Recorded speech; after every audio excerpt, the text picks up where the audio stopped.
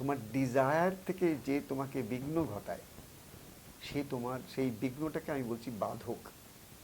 তুমি ওই বিঘ্নটা দেখলেই বিরক্ত হও, তুমি ওই বিঘ্নটা দেখলেই তুমি ভাবো, oh this is going to take me away from my state of happiness. তাই জন্য you definitely try to avoid it, একটা অ্যাভার্শন হয়। তুমি কোনটাকে অ্যাভার্শন করো? যা কিছু তোমার শান্তি এবং আনন্দের বিঘ্ন, সেটাকে তুমি অ্যাভয়েড করো, অ্যাভার্শন।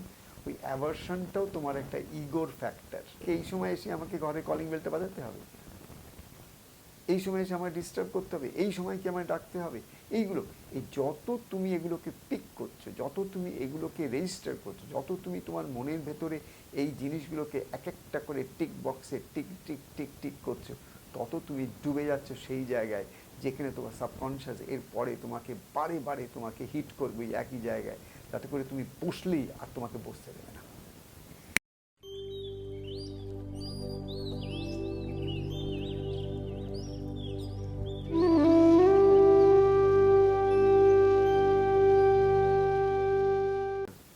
আনন্দটা তো একটা অনুভূতি,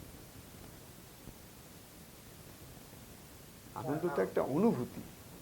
সেই অনুভূতিতে একটা হতে পারে যে অনুভূতিটা তোমার থেকে সেপারেট, আর একটা হচ্ছে তুমি অনুভূতির যে অনুভোক্তা, অনুভূতিটা কার হচ্ছে।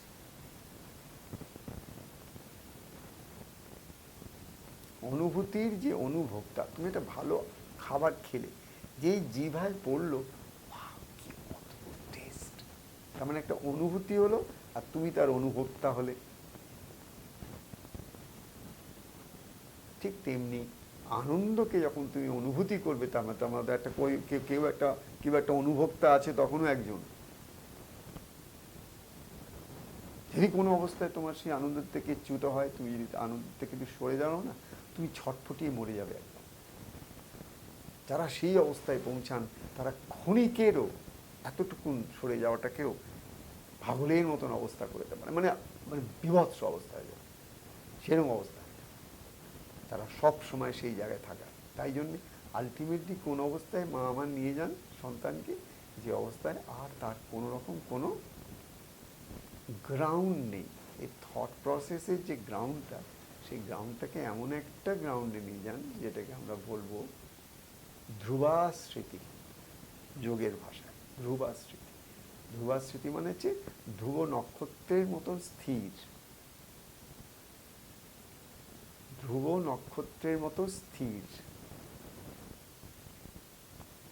ঠিক তেমনি তোমার মনের স্মরণ মনন সব কিছু ধ্রুব নক্ষত্রের মতো স্থির, অচঞ্চল, আর কোনো অস্থিরতা নেই, চঞ্চলতা নেই। তুমি you are getting more focused on the বাধক, you are getting more focused on the বাধক। বাধক বলতে কি জানো? যা কিছু তোমার ডিজায়ার্ড জিনিসটার থেকে তোমাকে সরায়, তোমার ডিজায়ার থেকে যে তোমাকে বিঘ্ন ঘটায়, সেই বিঘ্নটাকে আমি বলছি বাধক। তুমি ওই বিঘ্নটা দেখলেই বিরক্ত হও, তুমি ওই বিঘ্নটা দেখলেই তুমি ভাবো, oh this is going to take me away from my state of happiness. তাই জন্য you definitely try to avoid it, একটা অ্যাভার্শন হয়। তুমি কোনটাকে অ্যাভার্শন করো? যা কিছু তোমার শান্তি এবং আনন্দের বিঘ্ন, সেটাকে তুমি অ্যাভয়েড করো, অ্যাভার্শন। ওই অ্যাভার্শনটাও তোমার একটা ইগোর ফ্যাক্টর, ওটাও তোমার একটা ছলনা বিশেষ, আর কিছু নয়। তুমি যেদিন বুঝবে যে আলটিমেটলি তুমি যেটাকে অ্যাভয়েড করতে চাইছো, সে কোনো না কোনোভাবে তোমাকে এসে আবার জড়িয়ে ধরবে,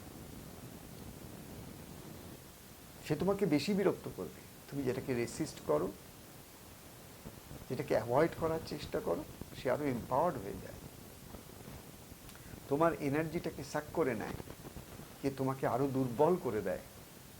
যে তুমি যেটা জানতে চাইছো, তুমি যেটা পেতে চাইছো, তখন তুমি আর সেটা পেতে পারো না। তার কারণ তুমি continuously you are being sucked by what?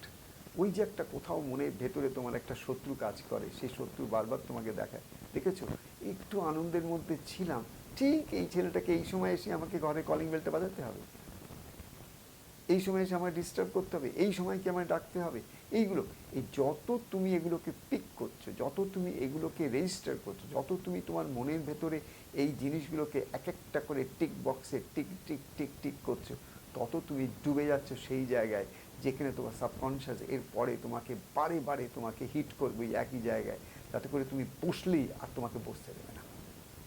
কোনো না কোনো ডিস্ট্রাকশন, ডিস্টারবেন্স দিয়ে তোমাকে উঠিয়ে দেওয়া হবে, because you prepare the ground for it. তুমি কি করো? Just watch it, fine.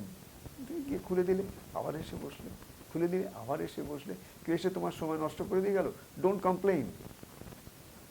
তার প্রয়োজনে সে এসেছে, ভগবান পাঠিয়েছেন, এসেছে, আমি দেখিনি কী কারণে এসেছে।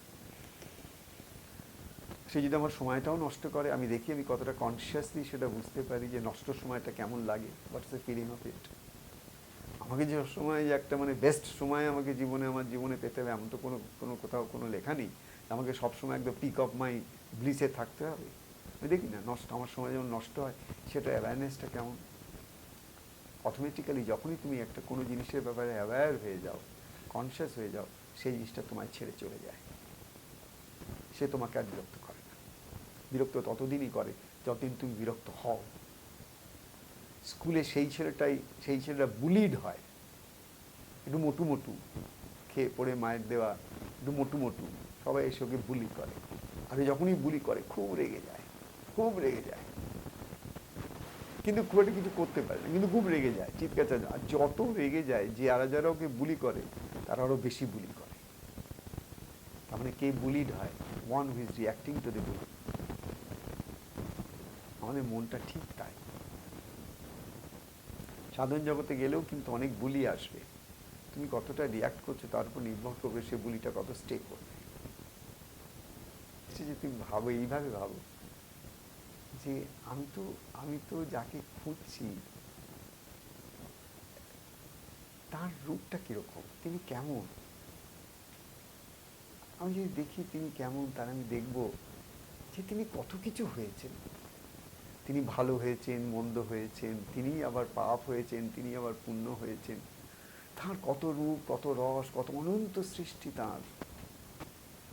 আমি যিনি আমার সেই প্রেমাস্পদ, যার জন্য আমার এত সাধন ভজন, এত কিছু আনন্দ করছি, সে আনন্দের কত রূপ। এবার কখনো হয়তো সেই আনন্দের বিঘ্ন ঘটাবার জন্যে কেউ হয়তো একটা মুখোশ পরে এসে হাজির হবে, তার মুখোশের পেছনে আনন্দই লুকানো আছে, কিন্তু আমি মুখোশটা দেখতে পাচ্ছি।